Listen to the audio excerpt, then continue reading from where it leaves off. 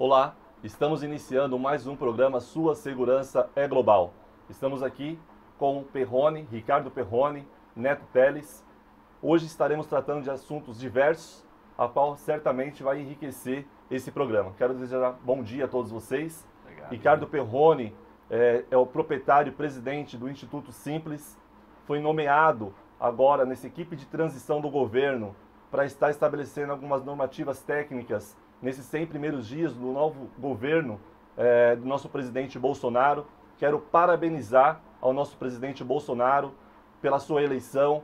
Quero dizer, inclusive, nesse início do programa, que ele passará a ter algumas obrigatoriedades e alguns desafios enormes nesse início de governo. Inclusive, um deles é passar a fazer com que Jerusalém seja nomeada como a capital de Israel. Inclusive, ontem tiveram alguns contratempos, do governo egípcio em não querer participar de uma reunião com o ministro exterior. Eu quero dizer ao Jair Bolsonaro, é bíblico.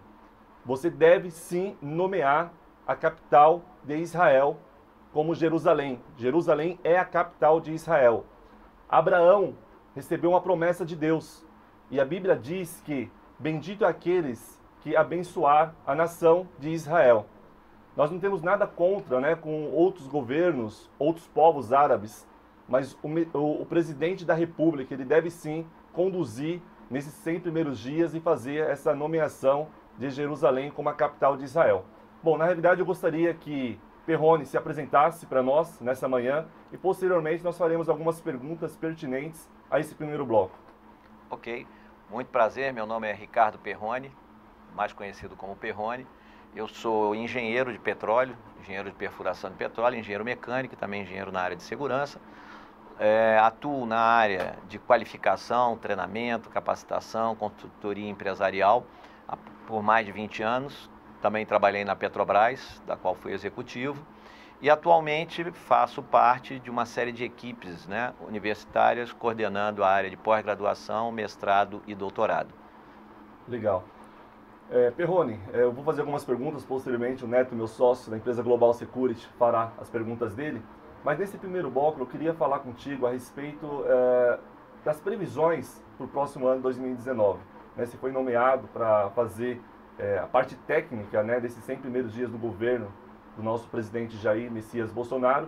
E eu queria que você falasse um pouco da perspectiva para o próximo ano. Nós sabemos que foi uma eleição tumultuada, mas que certamente o próximo ano nós receberemos aí algumas vitórias, algumas bênçãos da parte de Deus, porque realmente um presidente que teve um partido pequeno, que não teve recursos financeiros, que usou as mídias sociais e conseguir a candidatura e ser eleito, é milagre. Aí é somente Deus que se explica. A equipe científica, políticos, tenta explicar essa situação e não há explicação. Ou seja, milagre não se explica, se vive. E o nosso Brasil passará a viver dias melhores. Então eu gostaria que você falasse da perspectiva para 2019. Apenas só um ajuste, uma pequena correção. Há uma equipe de 52 pessoas nomeadas oficialmente pelo governo e há uma equipe técnica dando apoio. Eu faço parte desta equipe técnica que vai dar apoio a esses 52 elementos nomeados pelo Jair Bolsonaro.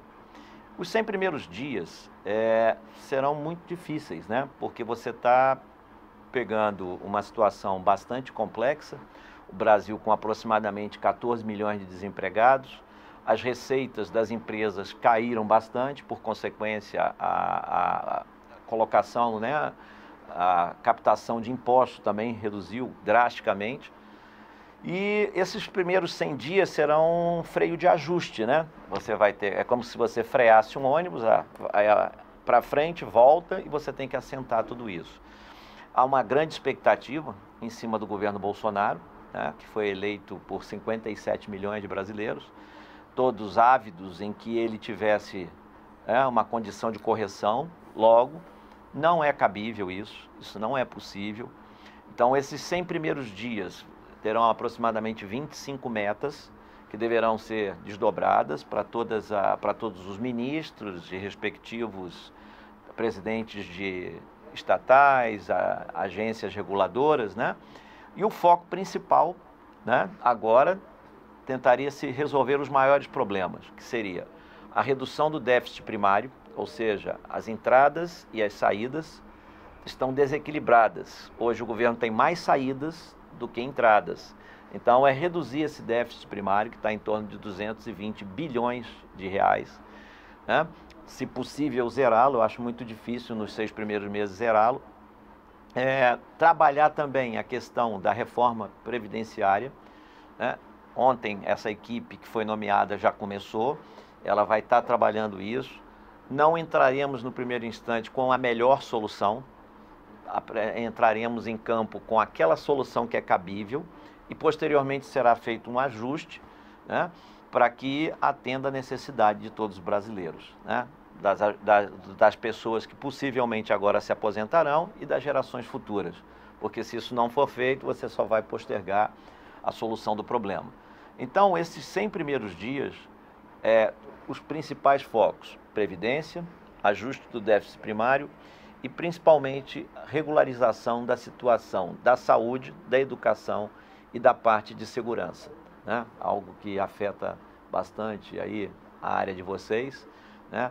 O Jair tem uma excepcional experiência nessa área de segurança pública, está se cercando de especialistas, então esses serão os focos de maior necessidade, que vai dar a maior possibilidade, né, do povo brasileiro ter aquela expectativa atendida em quem votou no Jair Bolsonaro.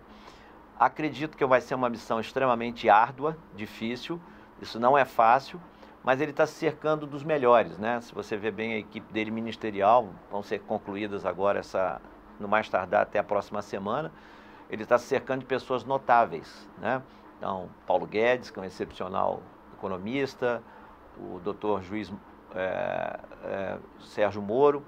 Então, assim, ele está se tornando uma pessoa que vai o quê? Ser um grande gestor, porém cercado de excepcionais profissionais para que possam acrescentar tecnicamente as melhores soluções para o Brasil. Tá, deixa eu te fazer uma pergunta. A gente, como você mesmo mencionou, o déficit primário do Brasil está complicado, né, entre despesa e arrecadação. A gente percebe que existe uma burocracia enorme, né, para a gente abrir uma empresa, a quantidade de impostos que se tem. Você acredita que haverá uma desburocratização na questão tributária? Se existirá alguma forma que nós, como empresas, teremos ali uma vantagem, digamos, na questão tributária, para que o governo tenha ali, né, uma arrecadação e tenha um equilíbrio desse déficit? O que você acha que pode ser feito? Uma das ações do plano de governo é a desburocratização e um alívio tributário para os empresários. Obviamente que isso não acontece de primeira, até porque se as entradas estão menores do que as saídas, né, você vai manter essa regularidade e depois você vai fazendo ajustes graduais, né? Eu acredito que isso será feito na linha de tempo, até o término do primeiro ano de mandato. Por quê? Para poder gerar competitividade para o Brasil e gerar possibilidade de abertura de novos postos de trabalho. Porém, isso não será feito a curtíssimo prazo, até porque, como eu lhe falei, o déficit está muito grande. Também isso também acaba gerando, querendo ou não, né, a sonegação.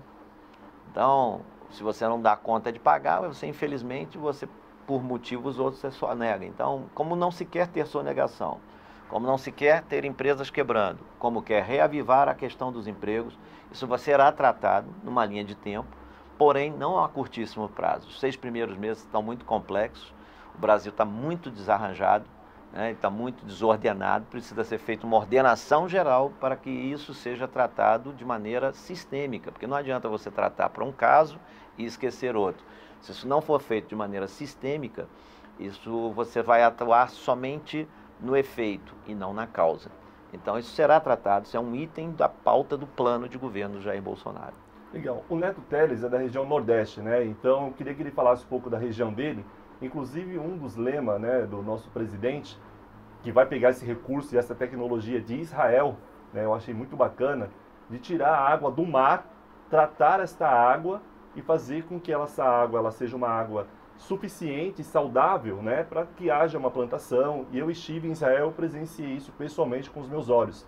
É algo incrível, né? Plantações de tâmaras em pleno deserto de Israel, algo inacreditável. E aí você olha para o deserto, na mesma continuidade do Egito, aquela seca, né, aquela situação. A gente sabe que espiritualmente falando, existe a proteção e a bênção para a nação de Israel, como iniciei esse bloco, né? E também existe a tecnologia humana que Deus deu ao homem para tratar a água do mar, né, e fazer com que essa água seja suficiente para poder fazer tudo isso. Então eu queria que o Neto falasse e fizesse uma pergunta para o Perrone a respeito disso, dessa região Nordeste, essa seca, que inclusive Jair Bolsonaro em algumas regiões teve bastante votos, né, Neto? Então eu queria que você falasse um pouco sobre isso. Primeiro, queria agradecer aqui a oportunidade do Perrone estar com a gente aqui nessa entrevista, né, nesse bate-papo. E queria falar também sobre essa questão do nosso norte, nordeste, né, que é uma região muito carente, e essa questão toda fica muito claro e evidente quando a gente fala sobre essa questão de seca, né, sobre essa questão dessa problemática. A gente viu que governos anteriores tentou algumas soluções, né, nessa questão com relação ao canal do Rio São Francisco, enfim, algumas situações que não teve êxito em função da gente sabe sempre que aconteceu com relação a essa questão de desvio de verbas em um determinado projeto. Então a região norte e nordeste ela sofre muito em relação a essa questão de seca em função da nossa própria área geográfica, né? Que a gente sabe que o Nordeste sofre muito com essa questão da seca. Então o que eu gostaria inclusive de tratar com o Perrone, que é até dados do governo agora recente que a gente ficou sabendo, que são mais de 5 milhões de empresas, de micro e pequenas empresas que estão no vermelho, né, com relação a essa situação aí da nossa economia. Isso a gente fala de empresas que são regulares, fora as empresas que estão na informalidade. Então a gente entende que isso é um caso, isso é dados do governo, são mais de 5 milhões de empresas que estão no vermelho. Então a gente espera que realmente o nosso presidente aí eleito, ele tenha um olhar voltado para essa nossa situação, porque não é fácil. Você imagina que 5 milhões de empresas que não estão gerando empregos, né, estão deixando inclusive até de honrar com seus tributos, porque não tem, está no vermelho, vai fazer o quê? Né? Tem que sobreviver. Então, Alex, falando sobre essa situação do nosso Nordeste, né, a gente espera que realmente seja feito algum projeto para que realmente, porque o Nordeste é muito rico, né, é uma região muito rica na questão da agroindústria. Infelizmente não tem investimento, é uma região que sofre pouco investimento nessa questão voltada para a agroindústria. Então a gente espera que realmente tenha projeto, tenha reconhecimento que o Nordeste precisa dessa ajuda, precisa desse apoio para que possa desenvolver. E eu fazer mais um comentário aqui. Ontem nós tivemos um seminário de qualidade, né, que fomos convidados pelo Perrone, e eu gostaria, Perrone, depois que você falasse também sobre essa questão desse seminário de qualidade, né, que foi ministrado. Inclusive nós tivemos a participação ontem do Jorge Gerdau, né, dando uma palestra, falando um pouco sobre essa questão de qualidade com relação às empresas. Perrone, aí eu gostaria de falar contigo, gostaria também de saber de você o que tem de projeto para essa área em relação às micros e pequenas empresas para o nosso país aí. Eu gostaria que você desse uma contribuição em relação a isso. Ok. Fique claro que eu não tenho procuração para responder pelo presidente, obviamente, né? Mas eu vou falar porque estou bastante inteirado do programa de governo. Primeiramente, que o Jair Bolsonaro, ele é presidente do Brasil. Ainda que não tenha tido voto maciçamente em algumas regiões do Nordeste, que fique claro que ele é presidente de todo o Brasil. Então, todas as regiões serão tratadas de maneira igualitária, né? Quanto a essa questão da água, a solução de Israel é uma das soluções que nós temos. Não sei se vocês sabem, né? O Brasil, há muitos anos atrás, perfurou poços de água na Líbia para o governo Gaddafi, né? Eu sei porque particularmente participei desse projeto, coordenei esse projeto. E a Petrobras, ela possui uma tecnologia de perfuração, né, não só para petróleo, mas também para poços de água e de buscar água em grandes profundidades. Isso também é uma outra opção de solução que nós temos para a região Nordeste. Buscar água no próprio solo em grandes profundidades. Poços que nós faríamos em aproximadamente 30 dias, nós conseguiríamos fazer poços e em profundidade de até 8 quilômetros de profundidade. Então, também existem essas opções. A tecnologia de Israel, né, é uma tecnologia muito boa, né? Não é uma tecnologia cara, é relativamente barata versus o custo, versus o benefício que você vai obter. Isso poderá ser feito não só numa determinada região, poderá ser feito várias usinas de captação e tratamento de água ao longo de toda a costa do Nordeste, né? Então, isso pode ser uma grande solução. Uma outra opção também que tem é reativar e reavivar o projeto de transposição do Rio São Francisco, porque água é capilaridade. Então, você capta, você atende uma determinada região, mas você às vezes não consegue colocar essa água em toda a extensão do território de um determinado estado. Então, quanto mais fontes, mais possibilidades você tiver, melhor a solução, né, de irrigação, de condição do agronegócio se prosperar nessas regiões. Então, dentro do plano de governo, há uma série de pequenas soluções que, somadas, dão uma grande solução. Então, uma delas é a questão da usina, né, de tratamento da água do mar. Dentro da visão também que você me pediu, uma coisa que a gente precisa ver, depois eu vou estar falando no outro bloco, por que as empresas quebram e qual é a solução para isso. Mas uma das primeiras coisas que as pessoas, hoje, todos nós buscamos, são produtos com um preço competitivo, né, que tem um preço bom, mas que tenha qualidade embutida. Todo mundo que compra um produto ou um serviço, ele obrigatoriamente ele quer que aquele serviço, além de ele ter um preço competitivo, que ele tenha qualidade. Então, qualidade saiu de diferencial para obrigação. É obrigação, né? Vocês devem ter visto ontem no seminário que teve, ontem teve o 5º seminário da Academia Brasileira da Qualidade, né, que foi realizado aqui na Fiesp. E durante um bom tempo, no governo Collor, surgiu o Programa Brasileiro de Qualidade e Competitividade. Ganhou muita pujança, ganhou, mas na linha do tempo, por volta de 2002, quando entrou o governo PT, esse programa começou a perder força, foi perdendo. E agora, na retomada do governo de direita, do governo Jair Bolsonaro, isso é uma das grandes vertentes, né? Porque nós queremos ter um Brasil mais competitivo, nós não queremos exportar só commodities, nós queremos exportar produtos, né? Produtos com valor agregado. E para você vender, você necessariamente precisa ter qualidade. Então, qualidade saiu de uma coisa diferencial para algo obrigatório. Então, por isso a ênfase, né, de ontem, desse seminário, terão vários outros aí pela frente, da retomada do Programa Brasileiro de Qualidade e Produtividade, para dar o quê? Competitividade para nossas empresas. Peone, a gente vai tratar bastante sobre isso no próximo bloco, né? O porquê as empresas quebram e normalmente nos primeiros 3 anos de vida, de existência, mas será no próximo bloco. Nós estamos falando agora mais de projeções para 2019. Eu vou te fazer a última pergunta para nós entrarmos no intervalo. Existem 3 pilares, né, que a gente costuma dizer que são importantes para a nossa economia e para o Brasil: saúde, educação e segurança. Eu vou fazer só uma pergunta a você, você me responde se foi positivo essa mudança ou não da pessoa do juiz Sérgio Moro ter saído, né, de juiz de primeira instância para assumir uma super pasta do Ministério da Segurança, da Justiça. A pergunta é: a atitude pela qual ele teve foi positivo? Vai agregar ao governo? O que você acha? Para quem teve a oportunidade de assistir ontem os jornais, né, noturnos, houve uma extensa sabatina dele, da imprensa, onde ele deixou claros os motivos pelo qual ele foi participar do governo. Quem ganha muito com isso?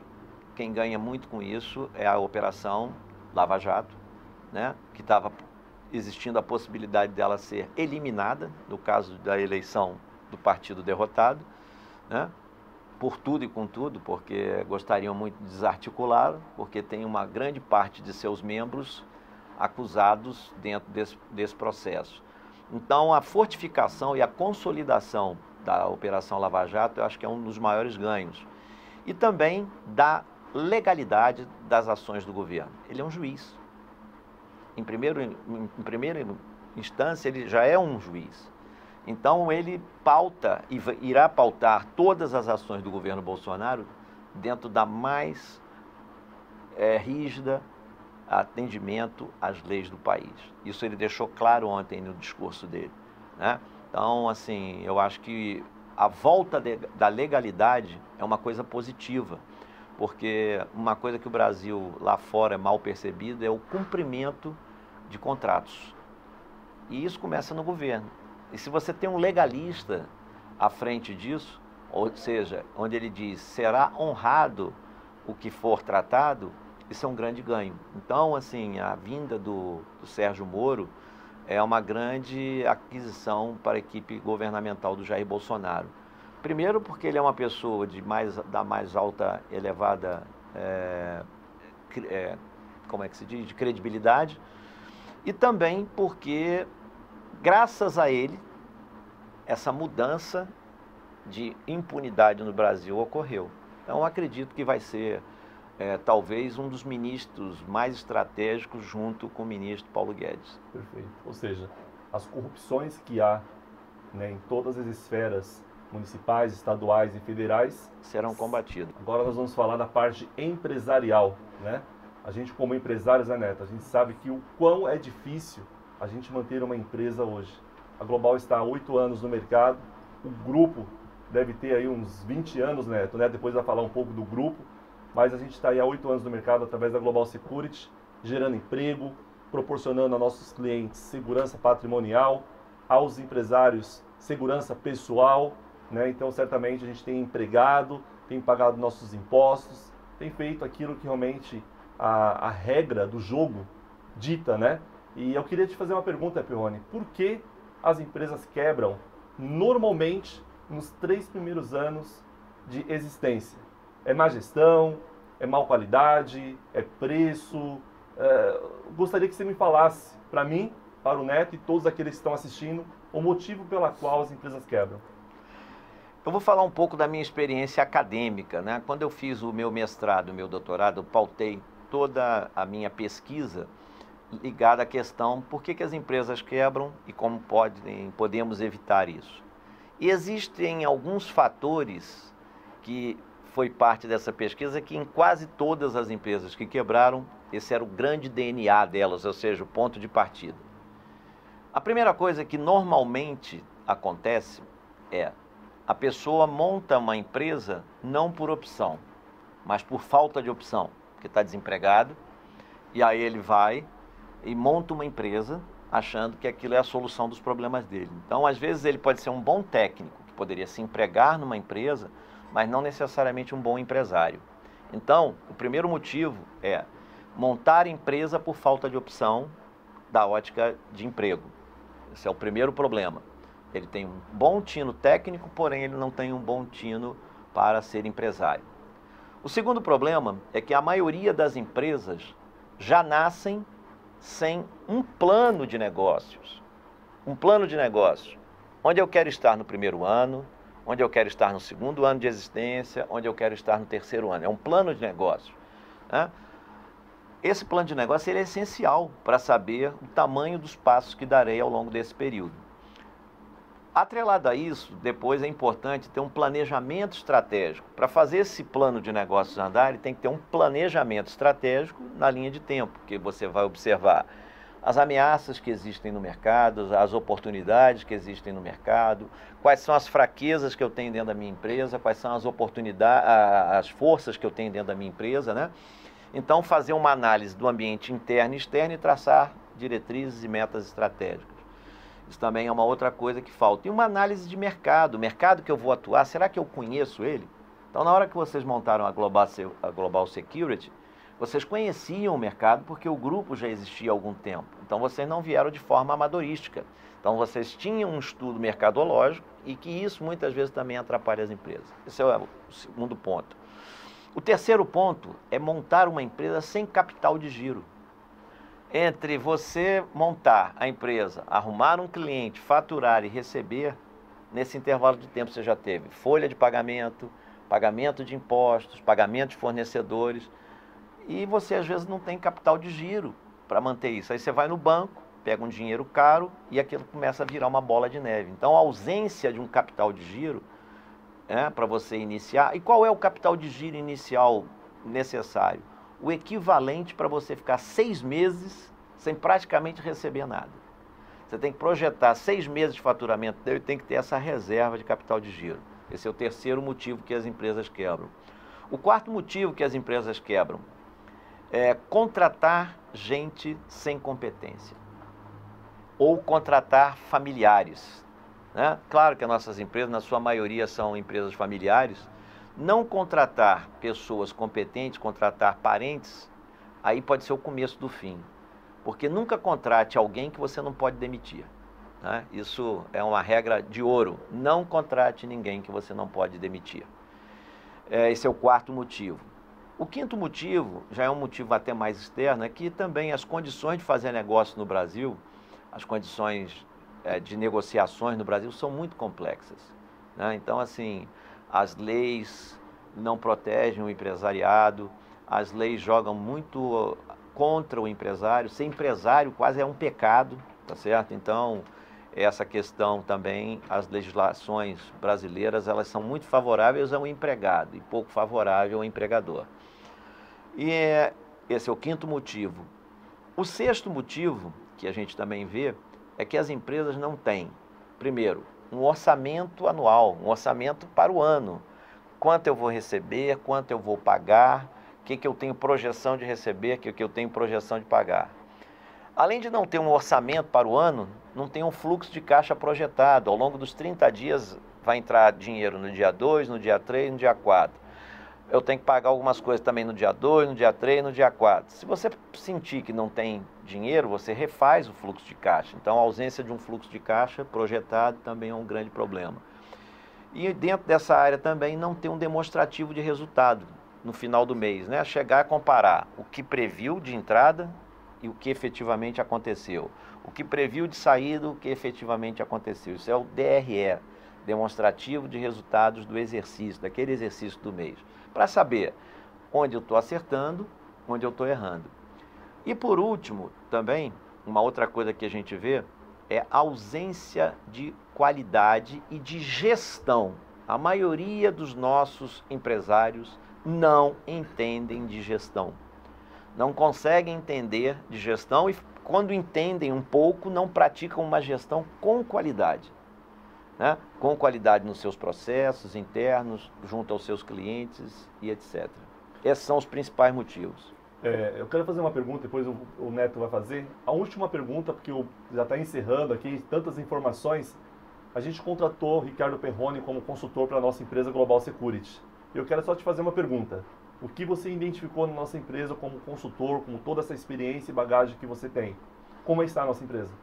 A empresa de vocês está muito bem estruturada para a existência dela, uma empresa jovem, que tomou o cuidado inicial de nascer corretamente. Então, a condição que eu encontrei para que a gente possa dobrar ou até triplicar o faturamento na linha de um ano são favoráveis, ou seja, você tem uma base para suspender um prédio de 10 andares, levantou até agora um prédio de 3 andares, então você tem condição de subir mais 7 andares sem correr risco. Então as condições que eu encontrei na Global são muito boas, porque são condições sólidas, não tem dívida, não tem grandes problemas, tem os problemas normais de pequenas organizações que estão começando a crescer, é uma empresa bebê que está ficando gigante. Então, é aquele transição da empresa que está na linha média para se tornar grande. Então, não vejo grandes problemas. A gente encontra coisa no mercado muito preocupantes. E vocês, graças a Deus, né, tiveram muita assertividade na implantação da empresa, o que está garantindo vocês esse tempo todo. Né? Ninguém fica no mercado impunemente 8 anos. Rony, eu queria só te fazer uma pergunta também rápida, devido ao nosso tempo aí que é muito curto. E já, né, Alex, até já te convidar a fazer um convite para uma nova entrevista aqui para que a gente possa estender mais esse assunto que é muito importante e tem contribuído muito. Eu percebi ontem que no seminário tinha muito pessoal ligado a essa parte de qualidade que são da região de Minas. porque essa quantidade de pessoas lá que eu identifiquei, Minas é referência nesse quesito de qualidade?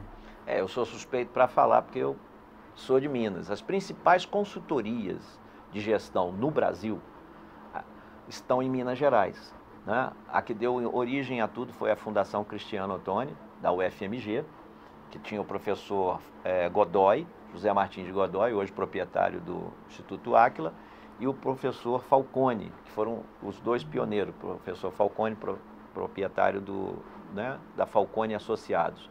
Ali foi o berço de tudo. Depois ali foi criada a FDG, né, Fundação de Desenvolvimento Gerencial. Também tinha Dom Cabral, que é uma escola de referência de negócio, está entre as 5 maiores e melhores do mundo. E depois também nasceu uma derivação da Fundação Cristiano Ottoni, que foi o Instituto Áquila, que é uma grande referência a nível Brasil na área de consultoria, e a Falcone Associados, que também é uma outra empresa de renome. Então, o berço da gestão com qualidade foi Minas Gerais, né? Por isso que hoje as 5 maiores consultorias do Brasil estão em Minas Gerais. Perfeito. Bom, a gente está terminando nosso programa, é uma pena, tantos conhecimentos, vários assuntos foram ditos aqui no nosso programa, mas enfim, estamos encerrando. Quero te agradecer por ter assistido o nosso programa e é isso. Pensou em segurança? Lembre-se, a sua segurança é global.